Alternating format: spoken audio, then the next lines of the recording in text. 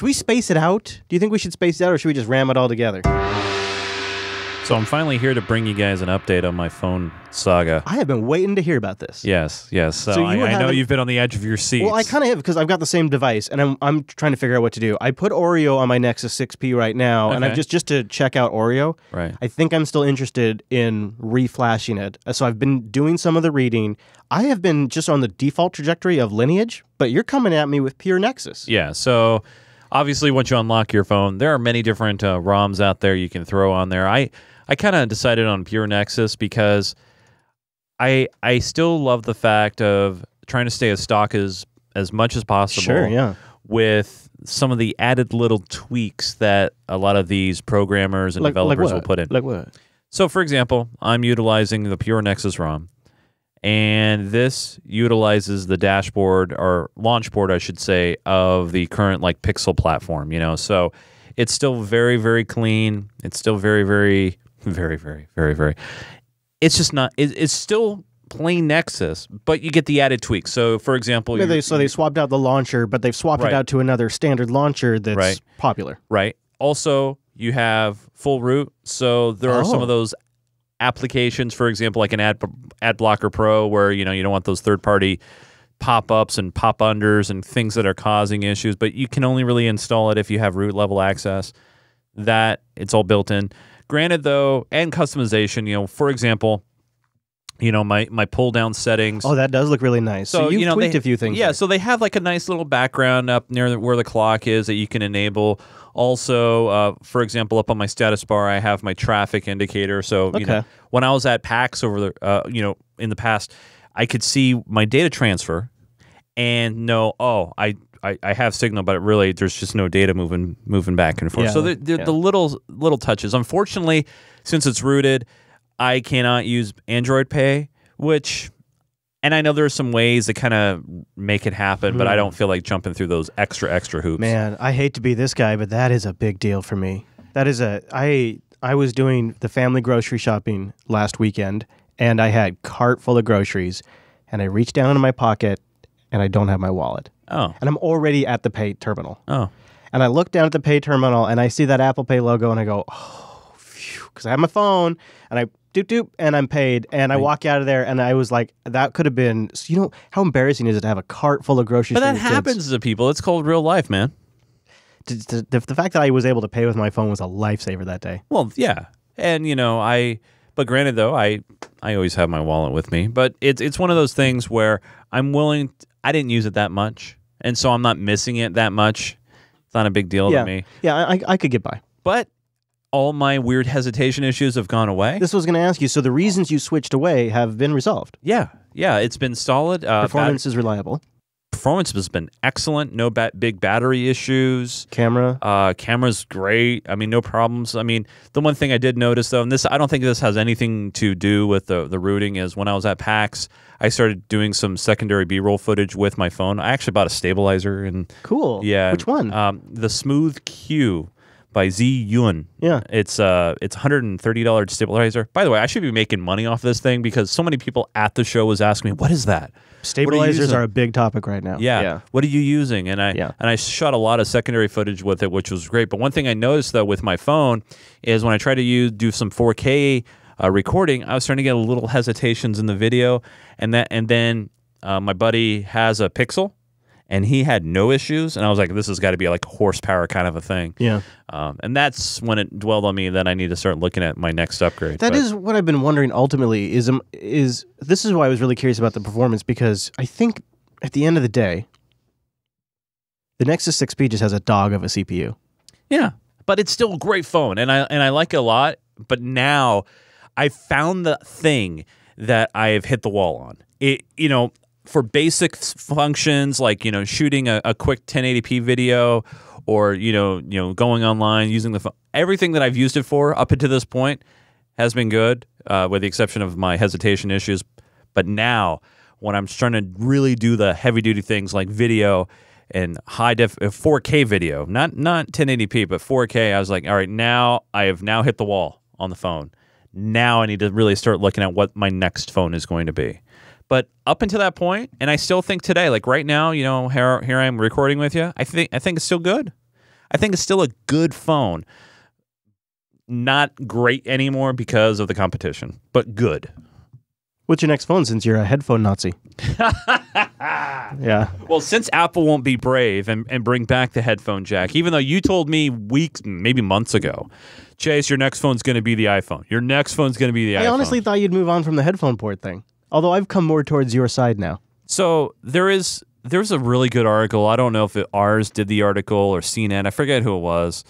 But it was an article of, why do we need to move away from this? There's really no major reason that we need to move away from this. Yes, I agree. It's really old technology. But if the ghost of Steve Jobs came to me and said, Chris, you can have one of two things. You can have the CPU of the Nexus 6P in your iPhone with a headphone port, or you can have no headphone port but the CPU of the iPhone 7.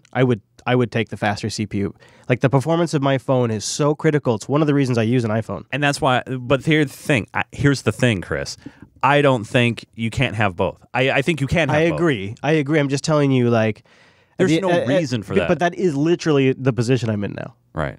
It sucks. See, all these cell phone providers are on the fast track of trying to make the most skinniest phone. I feel like cleanest phone. See, here's why I thought Here's why I thought you'd move on from the headphone port thing, because you seem like an adaptable guy. Like, you would just probably get like a nice Bluetooth. Wait, adaptable? Yeah. Are you like getting adapters? You mean? No, Chris? like I think what you might. Why wouldn't you just get like the best Bluetooth dongle that just hangs off the aux in port in your vehicle, and when you get in your rig, that's not for me. That's not why I want the headphone. Do you use Bluetooth now though? You use Bluetooth audio now. I do. I've seen you. So you my car. What do you even use the headphone port for? So, for example, at the show, I was using it to for audio, for mic audio. From your phone though? Yeah. Well, So for example, I was shooting B-roll at the show. Yeah. And I had it on my nice stabilizer. It was doing great. And then I had a Zoom. Was it HD Zoom? No, yeah, the Rode. The Rode. The Rode video mic. Yeah, Rode video mic. Okay.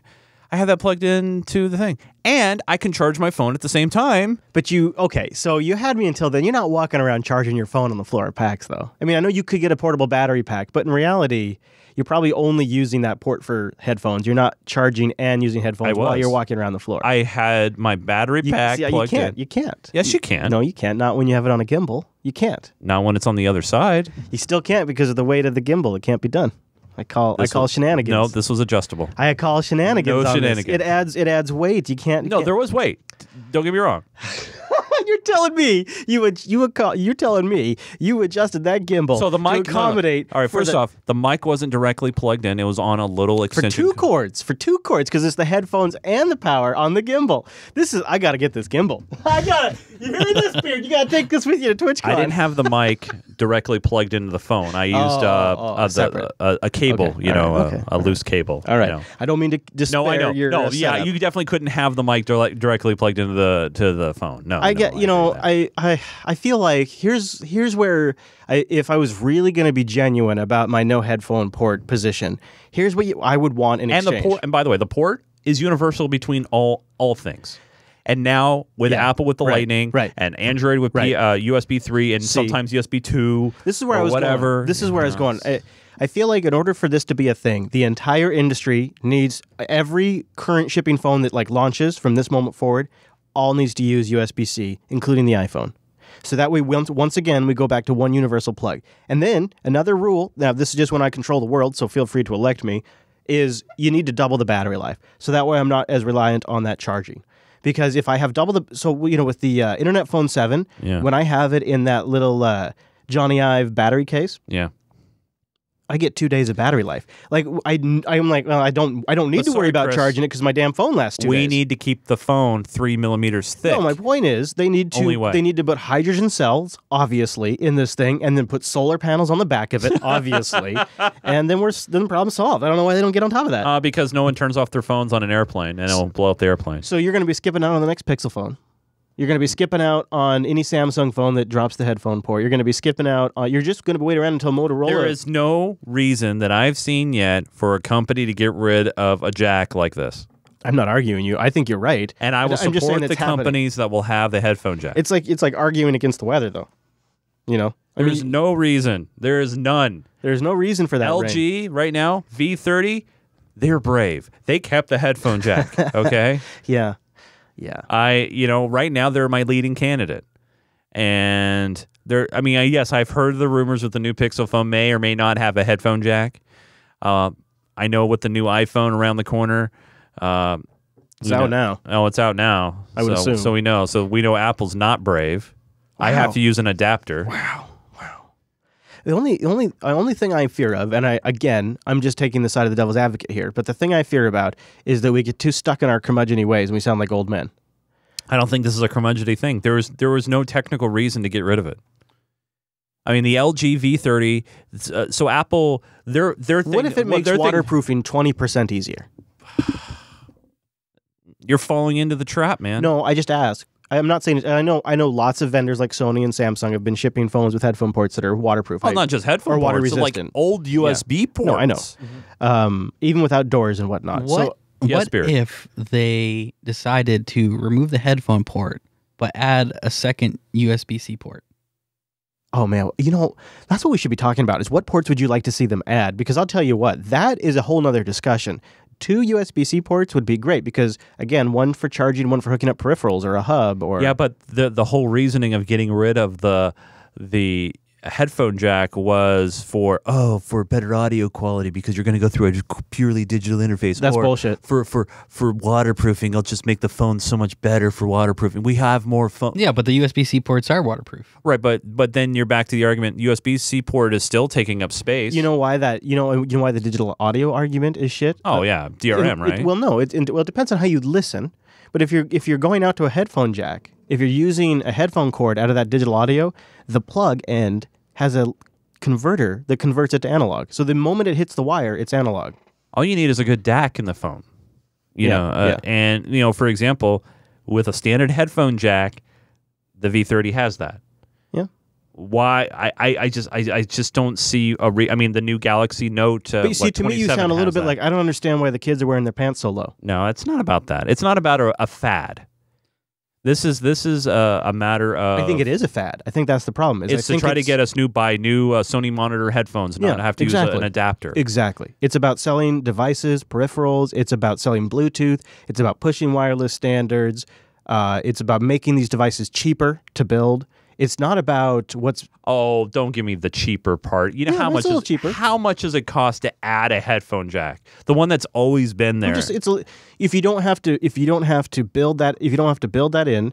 So the thing that you are underselling, and I understand why, is that I guess one of the things that's super hard from an engineering standpoint, and that's why a lot of the cheaper phones have bad audio, is to wire that headphone jack in around that super compact motherboard without getting any line noise is like a magician's trick. And so it's cheaper. I'm not giving them any excuses. I'm just saying it's cheaper for them to just not even bother with that engineering. 20 cents cheaper, 50 cents cheaper. Well, but it does require specific intricate manufacturing per device. So for them, it's cheaper just to not to wire that in on the board because it has to be laid in a special order too.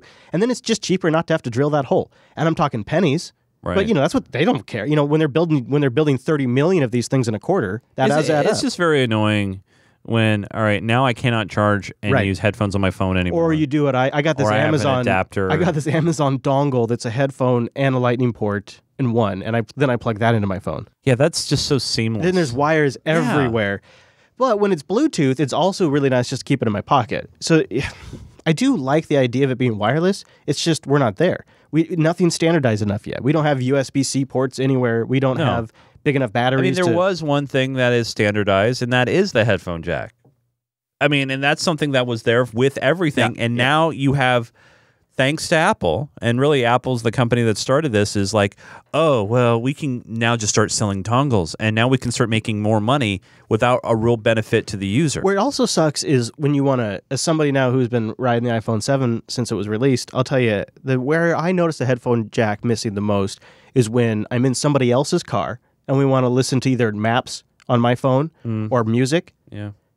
They either have to have an adapter in their car, or we have to go through the process of pairing my phone with their car, and then do you want to import your phone book? And well, here's an example. You have an audio engineer, and I was reading about this on that story. An audio engineer working at a festival or television or whatever, And there was one thing that they could always just have the headphone, their 3.5 millimeter jack ready to go. Just plug in the phone and you have audio in your source. Now with Apple, you have to have these stupid adapters. If you don't have the adapter, then the audio engineer gets blamed because Apple decided to make a brave change. Well, here's the other thing that gets my goat about it is Bluetooth audio is recompressed. So the way the Bluetooth stacks work differs for implementation for every vendor. But my rough understanding is you have, say, an MP3 or an OGG or whatever your compressed file is. It doesn't just in most cases send that file along to the end destination. It opens it up, it plays it back, it buffers it, and then it sends it to a transcoder, and it transcodes it to a lower bit rate so it can be transmitted over the low bandwidth of Bluetooth. So your music is getting re-encoded a second time when you use Bluetooth. Yep. Now, they've optimized the hell out of this pipeline, and I know on the iPhone, in some cases, like if you're playing Apple Music or certain podcasts, it'll pass it through to the device, depending on what the device is capable of. But the other issue here is a lot of devices don't communicate clearly what they're capable of, especially cars and built-in, manufacturer headsets. They don't typically communicate very well what their feature set is, and so the phones automatically just default to a recompressed MP3 stream of whatever your music is over Bluetooth. And this is the thing about Bluetooth audio that really bugs me. And that's why even at the end of the day, I would probably, if I really had a favorite song where I really wanted to hear everything, would hook up over the Lightning port versus use Bluetooth audio. If I'm listening to spoken audio, like podcasts or newscasts, it doesn't matter at all. I can't even really notice it. I can notice it with some of our music when like during the unplugged intro or the unfiltered intro. I can notice it. But when we're just talking, I don't hear anything. Right. And same with all the other podcasts I listen to. But when I'm listening to music, I'm more inclined to just wire right in. Feeling stranded on a desolate island? Not sure what step to take next? Take my hand, audience member, as I lead you to linuxacademy.com/unplugged. Friends, linuxacademy.com/unplugged is your way forward. It's your path. You go there, you sign up for a free 7-day trial, and you learn about Linux. The base system, the cloud services, the stuff that's going to look great on your resume. Or if this is the course you're taking, they have courseware to get you ready for the certifications for that resume. Now, as a busy father and a business owner, I really appreciate the course scheduler, and I love the integration they've done with the courseware and the virtualizing. It's only something that Linux geeks would have done. You start out, you pick your distribution, the courseware automatically adjusts, and then when you get to a point where it's time to actually do hands-on, because they have lots of hands-on stuff and labs, it spins up the Linux box in the background, it matches the distro you chose earlier, you SSH right into that server, and then you got the hands-on labs. You're getting real experience. So it's not just theory. It's practical stuff. And if you're like me, it gives you a little more confidence when you go to actually do it in the production environment. Plus, they have nuggets that are just like deep dives into single topics. So if you need a refresher on IP tables or NF tables, Nuggets got you covered. You want to study offline? They got stuff for that. Courseware and audio guides. Human beings when you get stuck. And of course, iOS and Android apps now too. linuxacademy.com/unplugged. Sign up, get a free 7-day trial, and see how they just keep getting better. linuxacademy.com/unplugged. I recently sold all my Bitcoin. Really? Yeah. I am down to zero. It's recently crossed my mind. Did you get a fair price? So I've had people donate to me on Geek Gamer fractions and fractions of coins, right? So over the years, I've accumulated 0.006 Bitcoin, whatever. Oh, okay. And I checked it the other day, and it was like $350. I'm like, all right, now it's time. You know what? I know it could potentially go up higher, but now it's time. And I did, So, and I've already told myself I will never check the price of it again now that I own zero. Unless people donate to me, but I am not going to actively participate. So here, my question would be, when it's that low of an amount, and where it's not going to change your life, why not keep some skin in the game and just, hey, maybe one day it'll be worth $5,000, or maybe one day it'd be worth 5 cents. Totally, yeah. But that's what I'm saying. Like $300, you could afford to lose that and not notice. Oh yeah, no. I just have something that I'd rather put it to use. I'm thinking about getting like an HTC Vive or something. Word, yeah. So I was like, I'm gonna put it to use now. It's done its wellness. It's been 10 years since I've been having. And you did this recently? I did it over the weekend. Good timing. Yeah. So there's rumors coming out of China that they're going to ban Bitcoin exchanges in China. Wow. And okay. that at least will have a temporary, when I say temporary, I mean like maybe 6-month impact on the price. Oh, well, there you go. So I think you made a good choice. Right. And then I buy low and sell high again, right? Yeah. That's the stock market way. I recently considered selling it too when it was up closer to $5,000 to just help fund things here at JB. Oh, I bet. That'd be tremendous. Yeah.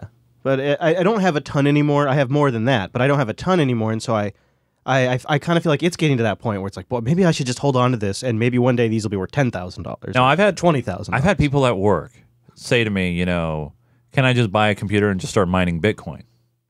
And I've seen these mining setups, but does it even matter anymore? Like, you have to mine so much and expend so much energy to get anything out of it. Yeah. Is it even worth it?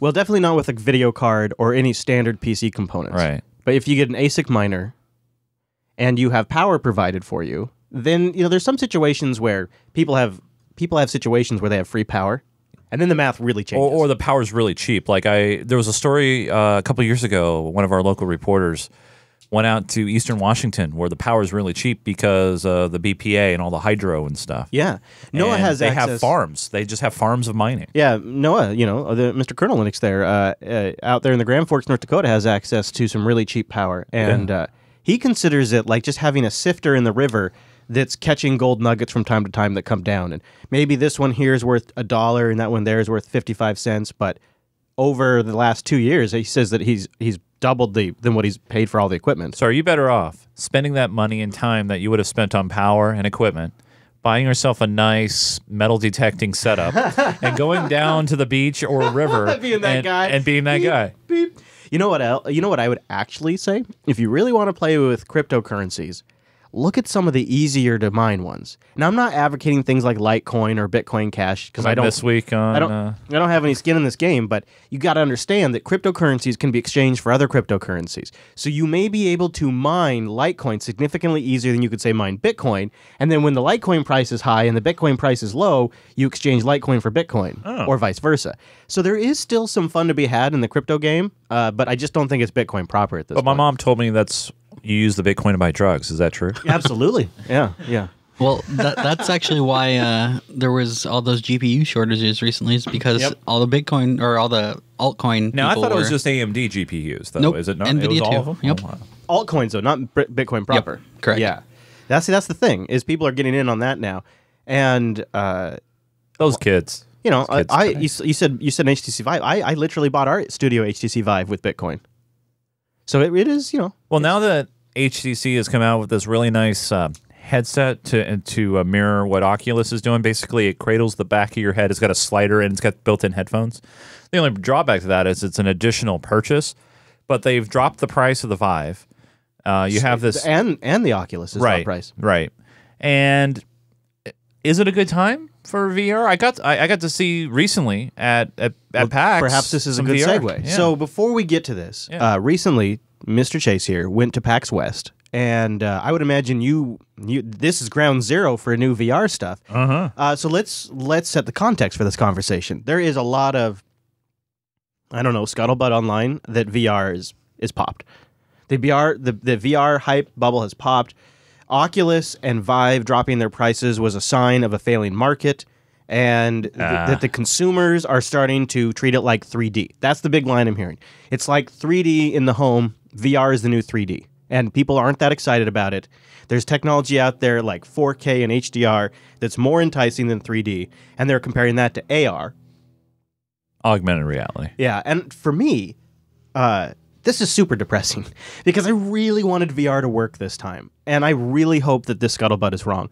So I'm really curious. Maybe let's talk about PAX, but let's back into PAX from the VR angle. Yeah. What was the VR scene at PAX West this year? So still, I would say percentage-wise, as far as ratios of VR to non-VR, I think it's still in that ballpark. I would say 10 to 15% of the games and things that were at PAX were VR. This is the Penny Arcade Expo. Penny Arcade Expo, it started in the Seattle metro area about 12, 13, 14 years ago. Now they have them all over the world, which is really cool. But the Prime one, or I'm sorry, West, it used to be called PAX Prime, now it's called PAX West. Right. Happens every Labor Day weekend in the Seattle area. So We actually got an opportunity to speak with, and you can check out all these videos on the website, but Geekgamer.tv. Geekgamer.tv. Also, link in the show also on YouTube at GeekGamerTV. We've interviewed this small independent development studio out of Portland, Oregon. They made this game called Ship It, where it's simple, and what it is essentially you are packing boxes, but you're in a VR sense, and it's fast paced, and it's a lot of fun. And this is where I think you're going to see a whole new genre of gameplay and activity and interactivity and different things like that. I think now with the prices starting to come down, and you're going to see this with everything, anything technology related, over a year and a half, 2 years, the prices start to come down. So yeah, Oculus and Vive are cheaper now. That's not because it's a struggling platform. It's because of technology. It's because things are, chips are more efficient and they're able to sell things a little bit more cheaper. And they're still making items for it. On the Vive side, they are opening up their platform more to third parties. So you're seeing a lot more third-party attachments, third-party peripherals, games, and things how things hook in. Oculus is still fairly locked down to their own marketplace, and Facebook does own Oculus. I'm not here to get into that discussion of things, but no, it was. So this Ship It game, yeah, Ship It. It's classified part as of the PAX 10, by the way. Yeah, and it's classified as a VR action puzzle. Yeah. Think On Labs is a developer. Yeah, out of Portland. Let's pause here before we keep going, and then I want to talk about PAX in general, because I used to go all the time too. But Beardsley, what are your thoughts on the VR games at this point? It seems like the VR games that I'm seeing a lot of are either independent ones, like the Stage 9 Star Trek Enterprise TNG Tour, or they're these simulator games that sound like they're just simulating jobs that people that do those jobs hate. Well, that part is actually kind of interesting, because it's interesting. You take away the boss from the situation, and suddenly menial tasks are great. Well,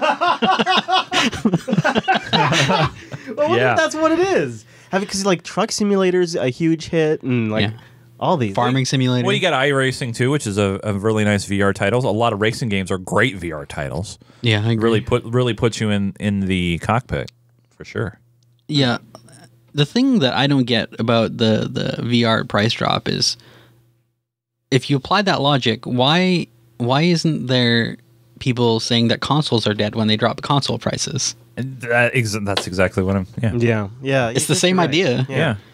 Is it the game media looking for a narrative, and this just sort of happens to fill that? Yeah, narrative? probably. You guys don't think VR is dead? I think VR is in a class on its own. I really think, it's just a whole nother frontier of entertainment and gameplay and having a good time. You could say that about mobile gaming. Mobile gaming is its own class and tier of gaming. I actually had a friend of mine always ask me about mobile gaming. He was like, "Hey, well, how much mobile gaming was at the show?" And I'm like, "There was some mobile gaming at the show too. Some people had some tablets set up, at booths, and you can touch different things and mess around and stuff." So I say it's just another segment. It's just another division of this entire big global thing called gaming, and it's a really cool aspect. Was PAX low key this year? Aside from you, I almost heard nothing about it. Like, it didn't seem to make a splash in industry trade news at all. I mean, to a degree. I guess I should preface that. You can when an event happens, when you follow the news a lot, you can weigh the impact in the general news cycle an event has had. And this didn't disrupt the general news cycle at all. Well, I don't think PAX ever does. I would say I feel like the years I was going, PAX would get quite a bit of coverage leading up to it. I would see it in feeds, PAX is coming up. And this year, I don't feel like I got that. I think that's more that because you were going, you were looking for it. That's what I was wondering. It could be confirmation bias. I agree. Because I think the only gaming show that gets big press are E3 and Gamescom. So let me ask you. They're on the ground. Did it seem smaller this year? Oh, no. Really? Okay. No.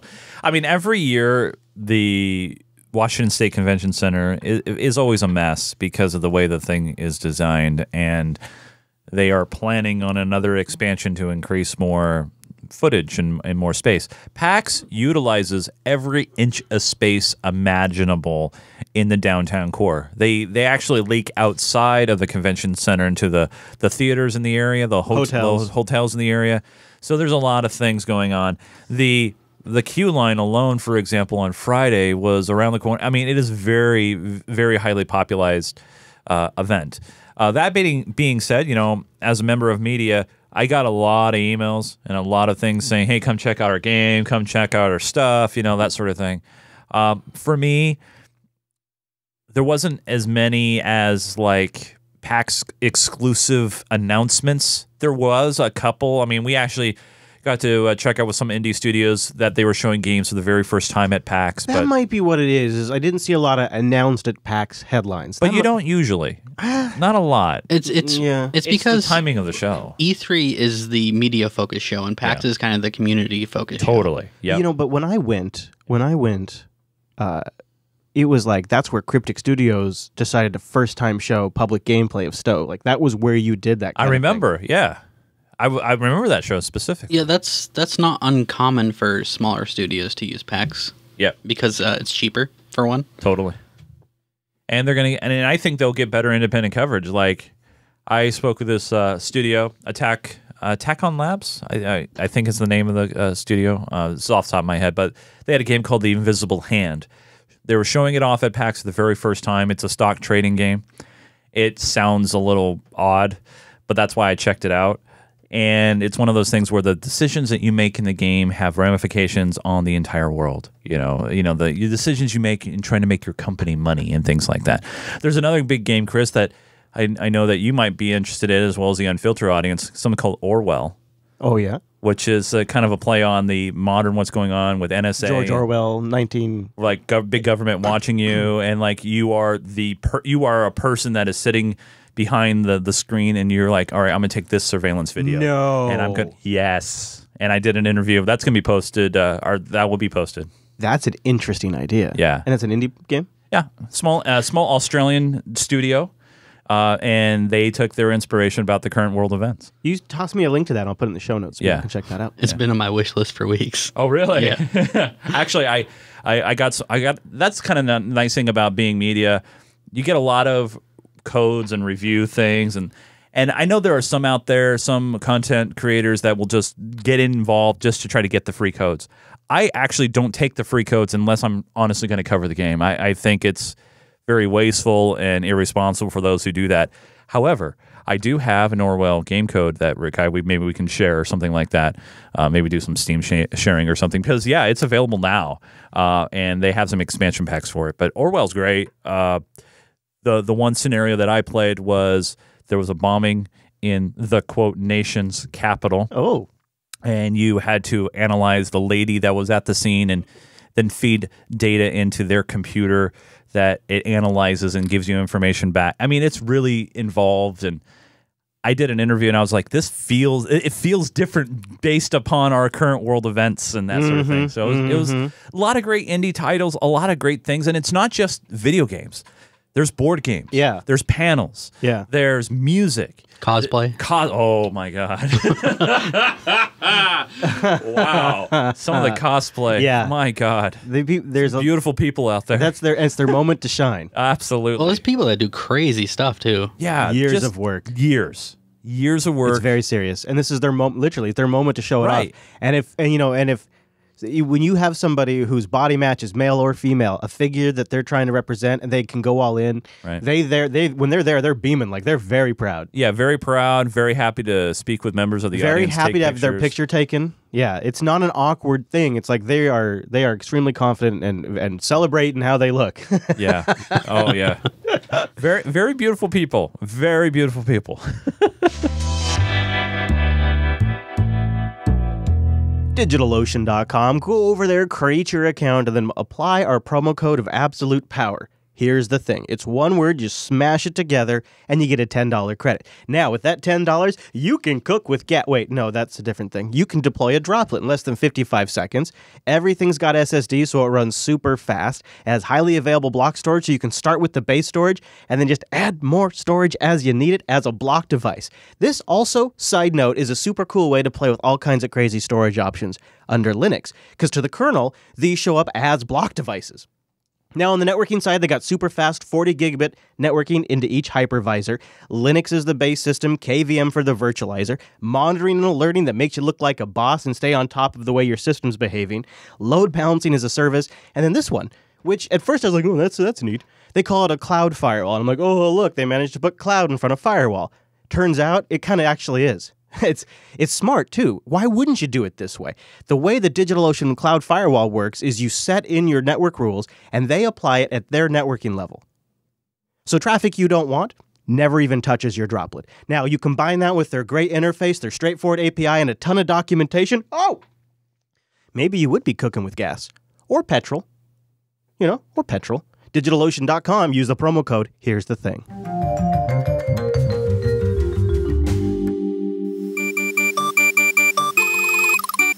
I think, I don't know, but I think it might be true that the best game ever created in the history of man is the Super Mario Brothers series. All of them together, like the universe of Mario. It speaks to me in a way that no game has ever managed to capture me. Even games like Star Trek Online and some of the greatest Star Trek games like the 25th Anniversary. I love them, but I go back to Mario many times a year still, 30 years into this. Do you follow me? Like, there's nothing like I go back to like I do Mario. No, Mario's good. Mario's definitely good. It's definitely is it the age? Was it the right timing? Or did they do something with game design that was truly genuine? Truly genuinely great? So there's been other companies during the course of the early 80s, which is really when Mario, hit its prime thanks to Super Mario Brothers, that other providers were trying to come out with their own mascot, if you will, of a franchise, right? And at the time, Mario wasn't a huge franchise guy. I mean, yeah, Jumpman and Donkey Kong. So you think it's a bit about the character, though? But not just but not just the character, but it helped that the game itself had solid controls, solid gameplay, everything that a good game needs. And it was just the perfect storm of all of that. I think a little bit of it, too, was that so much of it you could just intuit. By looking at it, you could see how the world operated, and things started to become clear. You didn't need an explanation written out that you could jump on a guy's head and bounce up and hit a block. It just became obvious by interacting with the world that that's how these things functioned. Yeah, no, I think like Mario World and just the whole Mario universe. I mean, sure, there have been some titles that you feel from Nintendo they've just put out to try to do the money grab. Yeah, but there are just some that are just excellent. They feel like they have been fairly good stewards to Mario. Yeah, they have. But I gotta get the Beard's input here. But I'll give it one more just like unadulterated praise. Is I think what Mario does is it hits that Nintendo sweet spot where it's not the greatest graphics, but it's a great story. It's very fun. It's bright colors. It's lighthearted. It's a good social experience, and it's a good solo experience. You can be Mario and Luigi, or you can be just Mario. And these elements that neither one of them takes away from the game, and they're all executed just sort of perfectly, have sort of remained constants in most of the Mario console games. Yeah, but too bad it's not as fun as Sonic the Hedgehog. Oh, are you a Sega guy? Really? Nah, I think they're in different classes. Yeah, I mean, I like Sonic, but I go back to Sonic and I play the first 3 or 4 levels. I don't think you compare the two. But I go back to Mario and I can play all of the major Marios over and over again, at least up to the Super Nintendo, and then some of the later ones. I have played the first 3 Sonic games. Sonic games are good, hundreds of times. But I think they're not comparable. I think they're in different classes on their own. What do you mean? Go expand on that, because I'm kind of with you, because like Sonic feels more arcadey. That's one of them. I mean, I think, for example, the thought process that you have to put into a Sonic game to problem solve or figure out how you're going to do certain things wasn't as deep in Sonic world that it has been in the Mario world, where you feel like you're honestly challenged, especially when you get into the later levels of Mario World, for example, and Special World, and all these different really kind of hard situations. I completely disagree. Really? Yeah, I feel like I always felt Sonic was much easier. Sonic and shallower. Sonic to me is like the much more difficult game because not only do you have to figure out which route to go, but you have to do it at such a high speed. I could see the challenging aspect of it, but to me, Mario, the whole Mario universe and each Mario game feels like an entire world, where Sonic feels like one arcade challenge after the other. I think an arcadey to more simulate-y. And they're both fun. They're both fun. No, and I'm not like trying to degrade the fact that Sonic is an incredible franchise, and I think it's very fun to play. And I've spent too many hours to mention on playing Sonic. Was Nintendo? Oh, go ahead. I will say that Sega has not been as good of a steward as Nintendo has with that franchise. Fully agree with that. Was Nintendo at PAX? Oh, yeah. Oh, Yeah, totally. I know that. And then they were doing a lot of their Switch stuff. A lot of Switch stuff. Hearing good things about the Switch from a couple of friend dads of mine who have been buying it for the kids as a way for the family to kind of game together, and they're liking it a lot. You know, Maybe I it's have in the not. cards I have for not Christmas. purchased a Switch yet. have you seen anything about the Switch Mario game? No, I don't follow. It is going super in a different direction like any Mario before. Yeah, And Mario kills people. It's amazing. but they're going back to like a 3D camera style too, right? From like the N64 days. Yeah, but it's also open world. Oh yeah. And on top of that, Oh, Grand Theft Auto style. the mechanic in Or this Zelda. game is that Mario can possess people and objects with his hat. That actually sounds kind of fun. So like you can throw your Mario hat at a Bullet Bill and become that Bullet Bill. I could see that being a lot of fun because you that's sort of like problem solving with at a whole new level. Yeah. I'm just curious to see if they can actually pull off an open world Mario and not have it suck. Yeah, that will be. Yeah, the Switch. Maybe because I'm a dad now, but the Switch to me seems like I wish I wanted the PlayStation because I want PlayStation VR. But to me, it feels like the Switch. If I'm gonna buy money on a console, it's gonna be a Christmas gift, and it'd probably be the Switch. Well, I mean, you basically get two consoles in one because you have a portable and. I think you're limited by the portability. I really wish that Nintendo limited. How so? In graphics? Well, I really wish that Nintendo would come out with a dedicated non-portable console, kind of going back to the days of the N64 or GameCube, where it wasn't about portability. It wasn't about having all these extra secondary peripherals. This is 2017, where the iPad and the iPod Touch and Android devices are eating Nintendo's lunch. Well, that's the thing. It's why isn't it eating Xbox's lunch or Sony's lunch? Well, because they don't compete at the 60 frames per second, 720p HD, 1080p, 4K. Yeah, I mean that's the thing. Like I would love a 4K. That's not their bag, though. I know, but and I actually think about that. But the way they embrace it really works. So when you get the Switch, you get something that is a super solid implementation of convergence. It is a tablet, and mid-game, while you're playing, you can put that thing in that dock, and you're instantly playing on the television. But they tried that with the Wii U, and the Wii U, I know and I have a Wii U, that they had that portable, the Wii U controller that you're supposed to be able to play on your controller and on your TV, and people are like, no, just give me a good TV console. Let me put it this way. If I was buying it just for me, I would probably be more interested in what you're talking about, like a PlayStation or an Xbox One, and I would not be as interested in the Switch. Yeah. I would, and if I got a Switch, 99% of the time it would just be in the dock. Yeah. But, as a parent, like you can have the kids, they can be off in like the bedroom playing on the Switch, and you can be like, Dylan, bring that in the living room, let's play that together. And he can come into the living room, set it down in the dock, and now the whole family, or at least 3 or 4 of us are playing. Or vice versa. Yeah, I can be like, get that game out of here. Dad wants to watch TV, kid. Yeah, right. And he can take it out of the dock and go wander off. Or, we're going on a road trip. So while we're on the road trip, they have the portable version, and when we get somewhere, they can put it in the dock. And so I could, as a parent, or in a multiplayer home where you have maybe partners that want to share it, I could definitely see the tablet working out. But if I have a gaming routine where it's me and I got a headset and I'm sitting down and I'm going to do a couple hours of gaming, I'd rather have everything wired, everything is powerful and as high resolution as possible, with the best sound possible and the best chair possible. Yeah, totally. I don't know. It's weird for me. Like, I don't care if Nintendo has the most powerful console because their games are so good. Yeah, and they're fun, and they build them in a way where they don't have to be super. But I also super think shiny. that hurts them too. I really don't think I it don't does. know. I mean, if you look how big mobile gaming is, people just don't. PC Master Race cares, and I care, and you care, but I don't think the average consumer cares. And we're just sitting here talking about how we still play Mario.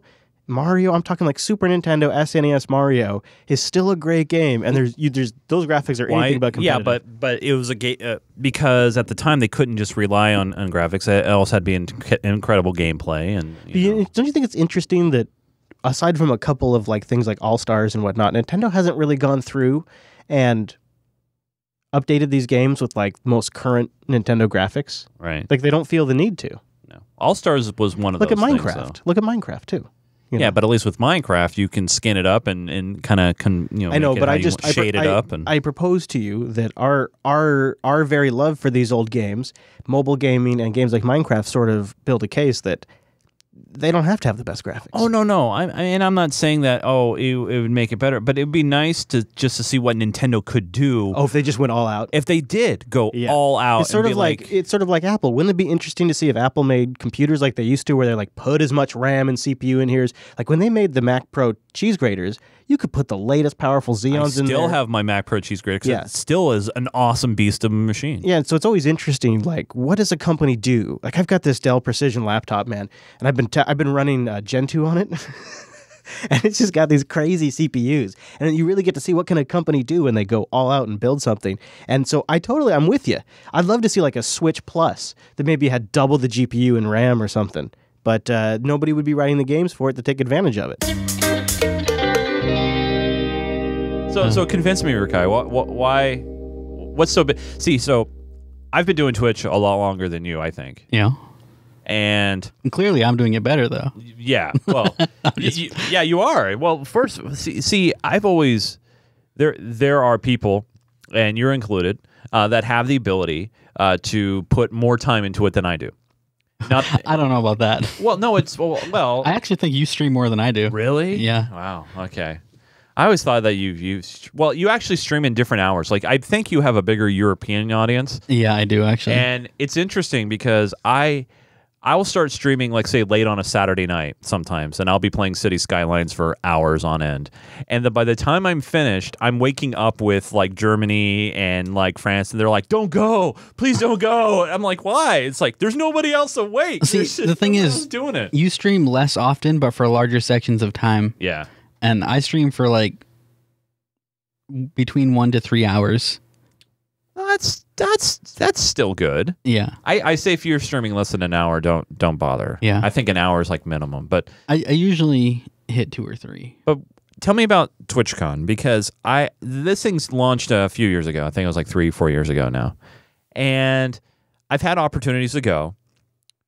But I don't know many Twitchers outside myself. Like I know you, and I know like a handful of others. Like literally a handful. See, to me, that's part of the reason to go is to meet more Twitch people. But what does that get you? I'll tell you what it gets you. It gets you guest starring on their channels possibly and doing cross promotion. That's how you network on a platform like that, is by guest starring on other people's channels. Yeah, but ultimately, what does that do? Because it gets you a wider spread audience. Does it? Yeah. Well, even if you pick up, say, a couple dozen people, over time it pays off. And not only that, but if you I'm still skeptical. If you meet one person and you collaborate with them, then you'll often meet other people that they collaborate with, because a lot of the games are multiplayer. Yeah. So I guess it says a lot then, with nobody wanting to collaborate with me, I guess. So well, I mean, I need to be kind of dark and stark about it. That's why you got to go to TwitchCon and get out of your bubble. Oh, triggered. Hashtag. Get a nice cold. Get a good chest cold. Yeah. Well, I mean, plus, I consider myself a sociable guy, but at the same time, it's like, I feel like most of these Twitchers, not all, most, are so wrapped up in what they're trying to do and the gimmick that they're trying to pull off. I watch a lot of Twitch. I just recently heard a story about it's gimmicky. A female Twitcher. Showing off their tits? Okay. Yeah. Way more than that. Oh. So she ends a game. So she does her whole stream. She does her regular stream, like she always does. Right. And then she says, she signs off, says goodbye to everybody, but she doesn't actually stop streaming. She pretends like she switches to the wrong camera shot. Oh, pretends. This is what everybody thinks. I have not seen it, but I read a couple articles because I find this is to me, anytime there's I find when people pull stunts to get tons of views fascinating just to watch from somebody who's been in this game for a while and just see like what people do that I never even crossed my mind, like as a scam to pull off to get a ton of views. So what she does is she puts her, she has like a typical sign off. Yeah. And Good night, everybody. Have a good one. She steps away for a minute. Yeah. And she comes back in only because the camera's like pointed at her chair and she's standing now. You see that she's not wearing pants. She just has underwear on. And then she starts going to town on herself over like the next few minutes. Wow. Just full on like porn show. Wow. But you don't see it. You just no, hear you it. see because she sits down in the chair. Holy crap! And goes, and I've not seen it, but I've seen like a blurred out version of it. And she's sitting there spread eagle. I would say that wasn't intentional, only because it's almost guaranteed you'll get banned from Twitch for doing that. She hasn't been, and she's picked up a ton of followers since. Of That's course. why this is getting coverage. Yeah, that was the controversy there, is that she wasn't banned, and now she has. And this is the biggest issue I have with Twitch currently right now. Is there are so many ways now people can stream. Obviously, all the modern consoles can do streaming from the console themselves. You don't even have to have a computer to do it. There's so many people. I mean, just look at the top listings. League of Legends and PUBG and all these other great popular titles right now. If you are starting out or wanting to start out, you are at. I mean, no one's going to find you. No one's going to notice you. So I got to go to TwitchCon and collaborate, Chase. Yeah, but that's the thing, though. It's still that it shouldn't have to be that way. This is Twitch making money, okay, off your attendance, spending your hard-earned bucks. Isn't that what VidCon is? Isn't that what PAX essentially is? Well, that's why. Well, PAX is not. PAX is not meant to be a collaboration to gain yourself to boost your channel. I bet there's quite a bit of industry collaboration that happens there. Sure. You know what I'm saying? Like people go there. Like when I go to a Linux event, there's tons of like on the side channel conversations I have with other creators or businesses. Yeah, and there's a lot of creators that go there just to network and meet people. Yeah.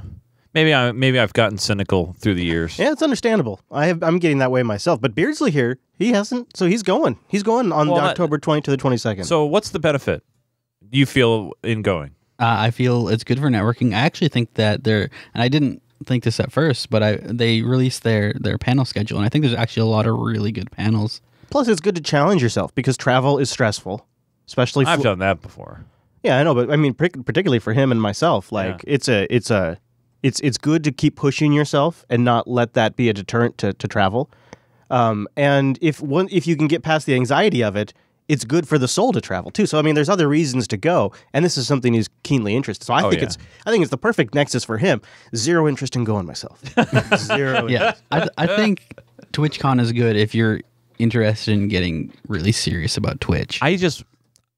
I don't know. I've never seen the benefit of these like vid conventions, these Twitch conventions to somebody who's up and coming. I feel like it just takes advantage of their eagerness to want to get better, but in actuality, does it really impact them? Yeah, besides, you could just stay home and masturbate.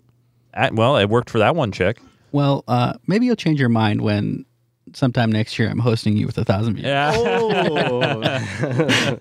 But then again, that goes back to my original argument, which was you have more time to actually... You have to invest a lot more time now into it than what you had to before, I think. Well, yeah, but you have to invest time into anything you want to be successful. No, I understand that. What I mean is, before, I think, the bar of entry was a lot higher. You needed to have a beefy machine.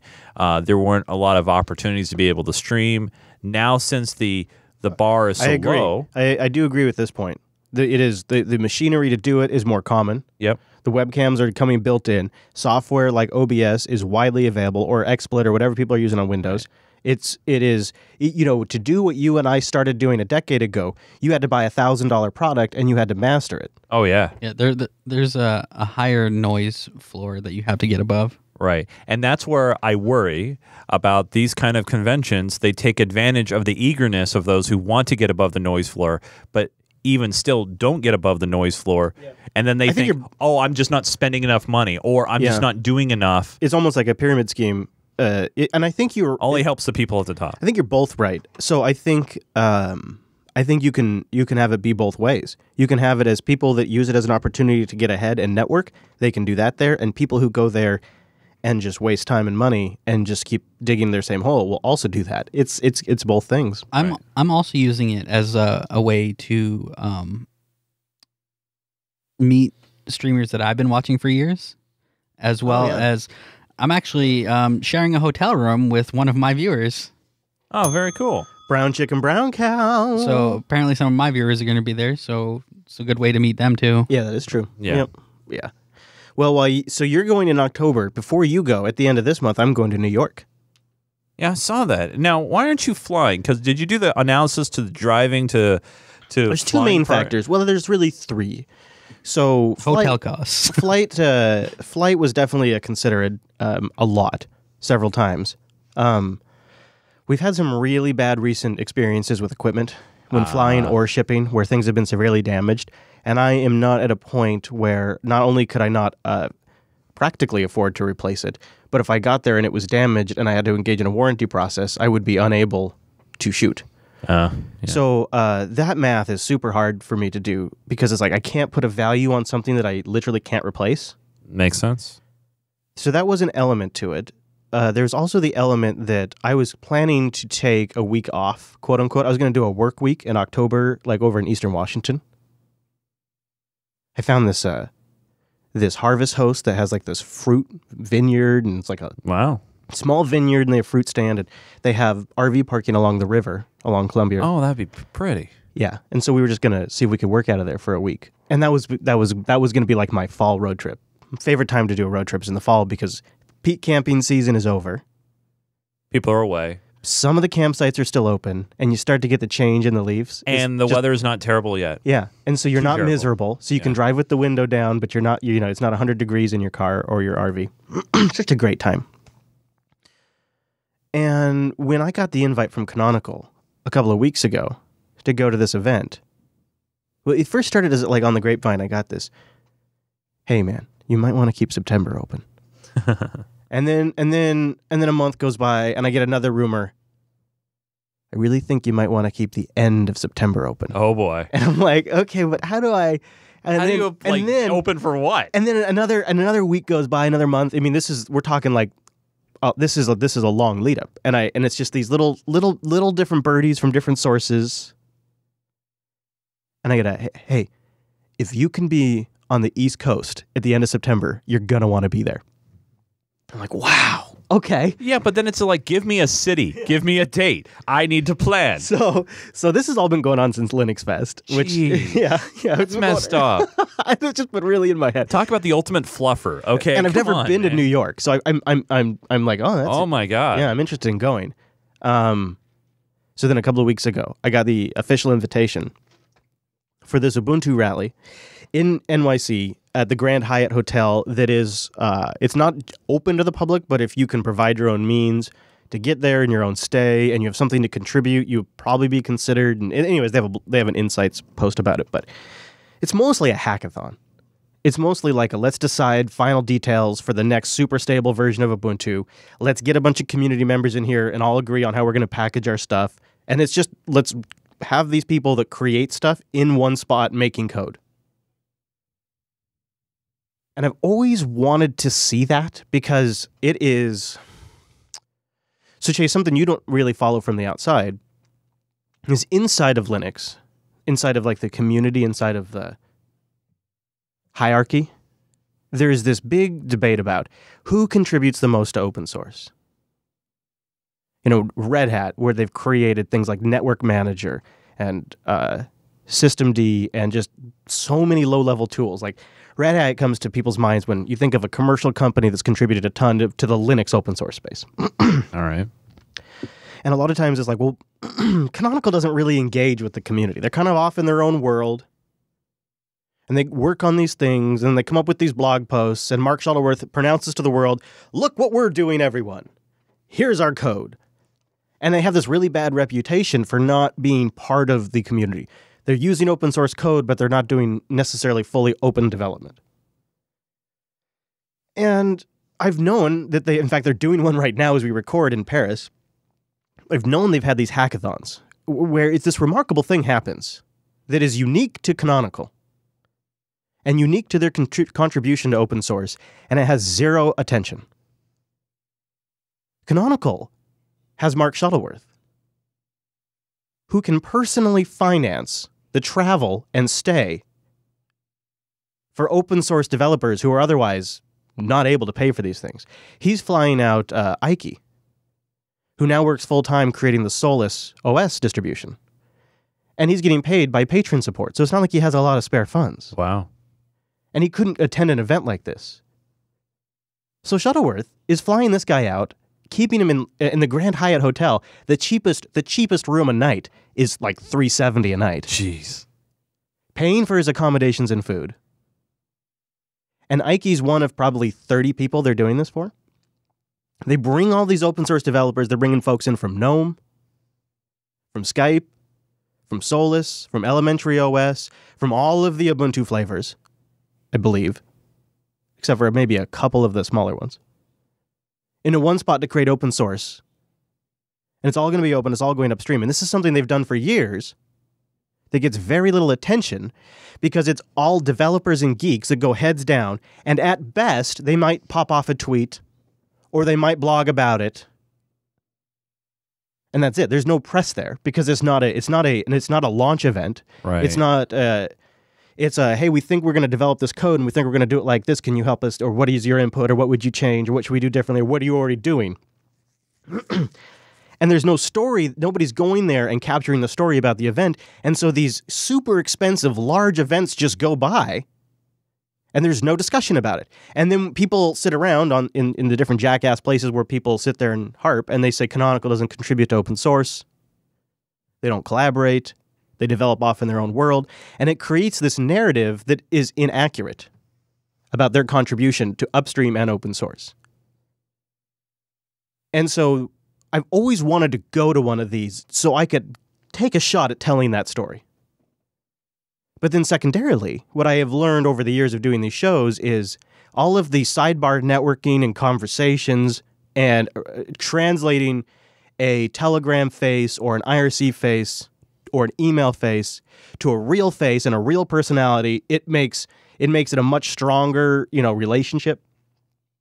And that in itself is almost worth the travel there because that will help inform commentary on all of my shows for years. And the insights that I'll have in how they develop this software and the things that they consider and the contribution different team members make and the way the process is brought up and the way ideas are rejected and the way contributions are rewarded, like I will now have direct insight on how all of that works for this, which will inform my commentary, which gives me exclusive information that other podcasters don't have. I'm not bragging. I'm just saying it's really valuable for me to go. Totally. Yeah, that makes sense. And I've always wanted to go to NYC, but in my mind, I have this picture of me. Well, it's like I was telling Angela because she and I've been just kicking around numbers. We're looking at all the different angles, and I said to Ange, it feels like I live on a beautiful yacht, and I'm gonna take a little tugboat to cross the ocean. It just doesn't make I can't. I've just recently got my networking super solid. I've got the ability to pick up all kinds of public Wi-Fi. I can boost any carrier's LTE signal from barely on the edge dB up to good signal. Good solid, yeah. Like I'm really set up now. You're a live truck in the news world, and you can't take the live truck. No, it just kills me. You have to use a crappy little live view. And I'm just going to go as hard and fast as possible instead of going slow and doing dozens of meetups and doing shows and telling stories. I'm going to try to do a little bit, but it's it's like it just wasn't quite there yet. Like if I feel like if this was happening this time next year, maybe I'd be there. But it was either way an exciting opportunity. So oh yeah, you got to take it when you can. I'll be hitting the road September 20th. So maybe by the time I'm hearing this now. It's okay, Chris. You can admit it. Lady Jupes is not capable of crossing the Mississippi. Wow. Whoa. I'm gonna try to live track the whole thing at jupiterbroadcasting.com/rover. I'll bring the tracker with me, and I'll try to do a few meetups. So you can always tweet me or something or telegram me. Although I don't really check that stuff a lot while I'm driving, so I say that with some hesitation because I can't be on my phone a lot while I'm driving. So when I stop somewhere, I tend to pull out my phone and check in on social media and Telegram. And if the timing works out and you've got the tracker, we usually are able to meet up. I know that sounds sort of dodgy, but it has worked. It does work. It happens quite a bit when I'm on the road, and it works out great. We always enjoy meeting a local and getting a little information about the area. So do consider jupiterbroadcasting.com/rover. And then any vlogs I do on the road there or in New York will be posted there later on too. If you recently submitted an AskError question to the show, you may be receiving some swag. I think 2 of 4 shirts that we're going to be giving away have been given away to people who recently asked questions. So keep an ear out online from Ange for contacting you. So at TechMav asks, if JB didn't have a budget constraint, what would be the ultimate show you would want to create? That's interesting since I've been thinking about this New York trip and thinking about budget a lot recently. So I've got a lot of thoughts around this. But Chase, you should pitch me something like the ultimate. If we had the ultimate budget, what would we make? Pitch me an idea here. Well, I'm still fond of having some sort of studio show of some sort. Converting the garage to a full studio set with cameras and background. Like a maker's lab? Either a lab or a how-to show. Like we had aspirations and dreams for how-to Linux to actually have physical, hands-on, zoomed in cam. I mean, just a really awesome production of a show. And to that end, years ago now, when we moved in here, I had multiple power circuits, independent circuits, That's right. And Ethernet, lots of Ethernet put into the garage in case we ever built the studio out there. Yeah. That would be good. Yeah. I would like to do something around 3D printing and open hardware. I love 3D printing. Yeah, that would probably be the direction I would have JB going, and but because we would have the budget, we would also invest in all of the existing shows. There was every show, there's something more I would do. Everything would get better. So I would do a lot of that too. So I wouldn't do it to the exclusion of the current stuff because I really like the current crop of shows. I would just invest heavily in all of them and grow out in that builder. So I'll capitalize on that for a bit. I think that would definitely be an area, obviously something that involves me traveling around and doing meetups and seeing. I mean, if I could just blow tons of money, I'd be Guy Fieri of Linux. You know how he has diners, drive-ins, and dives, and he goes to restaurants? I'm not kidding. I would have a show where I would spend 3 months, or 2 months, or a month, however many shows we wanted to make, whatever we could fund, and I would do a bunch of dine-in, divers, and drive kind of Linux thing and see people's setups, their network, the storage, the virtualization, Chris, just the crazy enterprises they've built. I don't know if you got the memo. Sorry, Chris. You'll have to edit all that video. Sorry, buddy. Unlimited budget means I'm hiring a bunch of editors. Right. I'm going to have Rikai run them all. That's right. Run them down. So that's definitely something else I would do is a real hey, we're here in such and such town or such and such country, and we're showing you how they've built a solution around X. And I would do a whole series of these. I don't know if I would do it for very long. Maybe produce 24 episodes. Something like that would be really cool. What about you, Beard? What would you do? I don't know. I really don't know. I've always wanted to do a hardware show. Yeah. A JB hardware show, sort of in the PC Per style review and benchmarking, or in the build and review style? Both. All nice. I mean, if I got unlimited money. Yeah. All the things shot on red cameras. The 8K ones? Yeah, why not, right? That'd be pretty good. Okay, so next AskError question comes into the show. You have to complete a task. Do you do it via the command line, a GUI application, or a web application? Now, this is a vote, so we all have to come to agreement before we submit it. You have a task to complete. Do you do it via the command line, a GUI application, or a web app? You load it up in a web browser. All right. I take this from a different perspective, from a noob's perspective of Linux, okay? Remember when I had the Bonobes? Yeah. And I was trying to install Steam? Oh, yeah. And I tried to do it via the application, and it didn't work. Yeah. And I tried through the other, and it didn't work. Mm-hmm. And the only true fire way, now I'm not saying that I was knowledgeable on how to do it, was command line. Yeah. That was the only way it actually worked. Yeah. So I'm gonna throw it in behind you because here's the other nice thing about the command line is it's so clear and explicit when you're reading a guide. A GUI, the best way to demonstrate how to do something with a GUI is generally with a video cast or extremely comprehensive screenshots, which are tedious to make and often get left out or fall behind immediately. Where command lines don't, the interface to the command line doesn't change much. Yep. The flags and switches don't often change. And if you're brave enough, you can generally just copy and paste it right onto your machine versus trying to follow a map and navigate your way to solving your problem. So I also lean command line, which kind of, what do you think, Beardsley? Do you want to try to advocate GUI or web app, or do you want to throw in with command line? I'll go with command line. All right, there you have Yeah, it. it's a clean sweep. There you have it. And if you look at the votes, 67% of people voted GUI, but those other people, I think, that are following the hashtag AskError. But let me. I will say this though: if you could do it via GUI and it would work just as efficiently and just as well and just as quickly, and you had no worries and it was going to work, I think then people would go towards GUI. But if you want a surefire way, no matter what, I think so. I think if they thought about it, they'd come to our way. Yeah, I think so too. Ironic Badger tweeted us hashtag AskError. War Games was epically cheesy. We need to keep the picks coming for those of us that aren't even in our 30s yet. I need more of this stuff. He says, I'm obviously a nerd. Now, I agree. I think we did a little War Games, just a small review of War Games, and pulled out some themes that applied to today a little bit, like machine learning and artificial intelligence and simulations, and talked about it. And I thought that was kind of fun. So tweet us with your suggestions too, or Discord us, hashtag AskError, with what movie would be good for the community to watch. Because we give people like a week's heads up to let them watch it so they can. Fair enough. Good. And we put a few audio clips in there too. Hashtag AskError, coming over from the Windows world.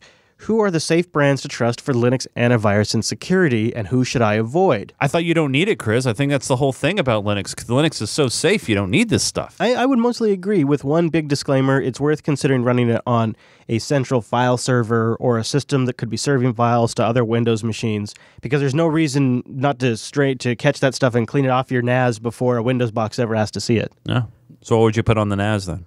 You know, I would give serious consideration to Clam antivirus. There are more and more antivirus solutions for Linux now, and I don't find any of them particularly useful. The nice thing about Clam antivirus is it's been around for a very long time. It's a trusted name, very low overhead, free updates. You can fresh that Clam, and it just does the basic grunt work. It has easy integration with Samba, and there are GUIs if you want to run it on the desktop. All free all around, and you can definitely just run that from time to time, just clam AV, scan your home folder, and don't even bother with it running constantly. Because, Joe, what I would focus on more is learning to run without administrative privileges. Just log in as a regular user, try not to use root for anything unless you have to, and that's going to be pretty safe on Linux. And, I mean, you guys, I know we've talked about this before, but it's one of those never die topics. Do either one of you run antivirus on a Windows box? The Windows boxes you use? You do, don't you? No. Well, I thought you did. Well, I thought you used ESET or something. No, well, I used to use ESET, and then the subscription expired, and I got lazy, and so I just letting use the built-in Windows one. I mean, good enough, right? Good enough. It's pretty good because I don't click on the right broad run ones. You know what I'm saying? Do you have anything you want to add to that one, Beard? No, I don't use anything. Yeah, okay. You going naked out there? I will say unsafe. I will say that when I did use something, I used Nod32. Yeah, that was ESET. Yeah. Yeah, I like Nod32. Yeah, I just said you got to back up your data. Well, that's the most turns important out, thing. Russians are really good at figuring out antivirus. That's Kaspersky. That's Kaspersky. That's Kaspersky. Although, where is Nod32? I think it's Russia. Is it ESET? ESET Russia? Is it the Russian? It's either Russia or do you think that's something that Eastern Europe. Do you think Googs would know that? Googs. Yeah, it would. Do you think so? What would I ask it? Just where is? Just search Nod32 on Wikipedia. Nod32. What country is ESET based out of? Russia. It says nothing. It just gave me a Hurricane IMA update. What the? Google. That sounds like you didn't actually press the, I don't think button. What country is ESET from? ESET was founded in Slovakia. Oh. Slovakia. Oh, okay. There you go. Which is a former Russian. No, yeah. Sorry. With strong Russian heritage. Was recently annexed by. I think the word that the media uses is ties, Chris. Russian ties. Oh, that's right. Ties. No, we're kidding. Okay, so hashtag AskError. What kind of IoT/smart home tech are you guys currently using? I've covered this quite a bit, so I think I'll pass because I have that in previous episodes. But I'd like to hear. I know you've got a Dot, right? Yes, I have one Dot, and that controls my two. What's the LifeX bulbs that I have? I like LifeX, and I also use two of the TP-Link smart plugs. Those run Linux, by the way, and those are really nice to control some fans that I have in the house. Super old version of Linux, yeah, but it works and it's solid. Yep. And I actually also have it tied in with my Google Assistant on my phone. So if I'm not around, I can just talk to my phone and it'll do the things at home too. So I that- use both. So that okay, cool. And have you considered like running them on a separate Wi-Fi network or anything like that?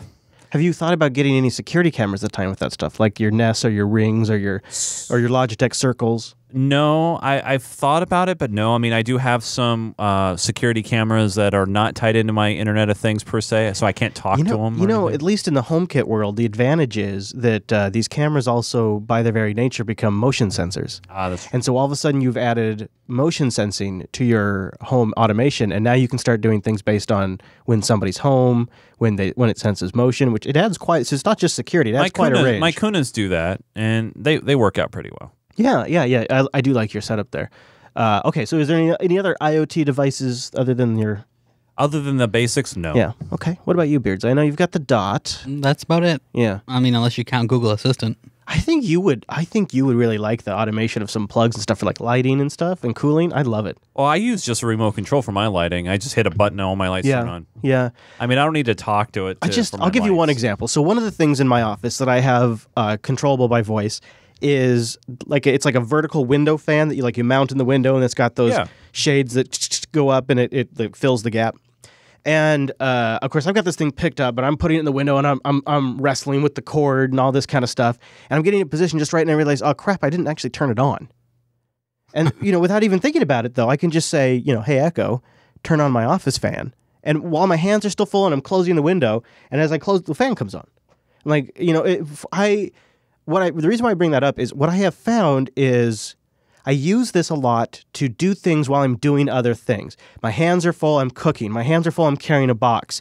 I'm sitting down and as I'm hooking up my laptop, I can turn on my lights and turn on the dock and all these kinds of things that I have hooked up to these plugs that would be things I could just push buttons, no big deal. And if I couldn't use my voice one day, no problem. But because I can do it while I'm doing other things.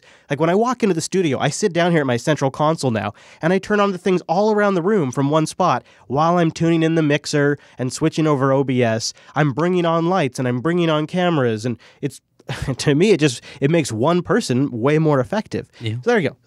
There was my. I think whenever I move into my own place, I'm gonna end up getting. I'm just going to home automate all the things. With lots of Russian security. And it's definitely going to be more of the location aware home automation, because it turns out I am A, a super lazy guy, and B, a super forgetful guy. So if things can be done automatically for me, that's great. Yeah, Chris, I won't leave a stove on overnight. I was going to say the stove, or for us, it's the heaters. Or forget to lock the door. I just have a trigger now that by 8 a.m. the oil heaters turn off in the RV. So I don't even have to forget it now. It's just great. And it just always does it automatically.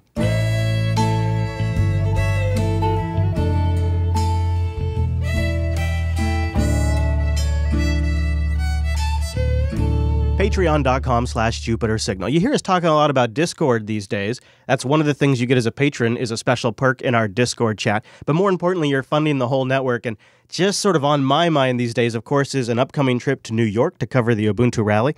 And we're paying for that out of pocket. It's an amazing opportunity. It's going to be some exclusive coverage for Jupiter Broadcasting. And it really fits within our wheelhouse. But it's sort of unexpected, too. It's a good unexpected gift. Like a brand new baby. And like a brand new baby, it's going to be incredibly expensive. I'm doing it as budget consciously as possible. I'm taking Hadia's car, even though I so desperately wanted to take Jupe so I could do shows on the road and just, make a road trip out of the whole thing. I've always wanted to go over to the East Coast in Jupes, but no way. The Jupes gets like around 8 or 9 miles per gallon, and Hadia's car gets around 35, 36 miles per gallon. You do that math, and it's obvious. So we're going budget conscious, but we could really use your support. This kind of coverage, this sort of off-the-cuff coverage, it's only made possible even by the skin of our teeth right now because of our patrons. You help build our runway for future content and make surprise excursions like this possible. Patreon.com/Jupiter Signal. Thanks for your support. Help Chris buy a Tesla. Buy a Tesla. I'm here at a supercharger doing a podcast while I charge my car. Hey, as long as your mileage gets unlocked by Tesla, you pay for that DLC God, upgrade. If I ever got to the point where I could buy a Tesla off Patreon donations, that would be an unbelievable achievement. That would be a life goal. I mean, you could run your broadcast equipment off the Tesla too. Yeah, I know. Nice Just clean wire it power. in. Yeah, clean It's power. actually kind of legit. What wouldn't you do for $200 million? Kill somebody. Really? For $200 million? I wouldn't kill any. I wouldn't kill a human Hmm. or an animal. I yeah. Really? I mean, for Yeah. $200 million? Yeah. I mean, it would have to be, like, what about like a sick human that's already on their deathbed? And they asked me to. Yeah. That's different. I'd do euthanasia for 200 Like I million. wouldn't go and commit murder or anything, but like if Yeah. someone asked me and it was a controlled thing and it was legal, yeah. And if I knew the person, it would there would be some Oh, if I knew the circumstances. person, I wouldn't do So it. to make it clear, No, it's, what if they asked you? Like, no, hold on. To make the question clear, the question is, what wouldn't you do for $200 million? So you got to think about it. So what wouldn't you do? I wouldn't murder. That's it. Well, not. Well, Would you eat a shit sandwich for $200 million? Like a human shit sandwich? How much shit are we talking? Like here? one log on a piece of Wonder Bread. Oh, the Wonder Bread, I'm out. now, well, so what are the conditions? Can I have anything to drink with this? Or Yeah, anything you want.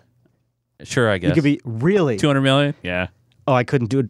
Oh God, I just got a little pukey just thinking Yeah, about but it. think, you know what? what are the classifications? Do you have to eat the whole thing entirely, or do you just take a? You're gonna make me barf. For dude. 200 million, I would not only eat a shit sandwich, but I'd wash Okay, it down guys, with piss. You guys are gonna. Ah, he's upping the ante. He's adding the My piss. eyes are watering. I can't. Okay, that's a horrible question. I gotta get this 200 million. I can't let you get it.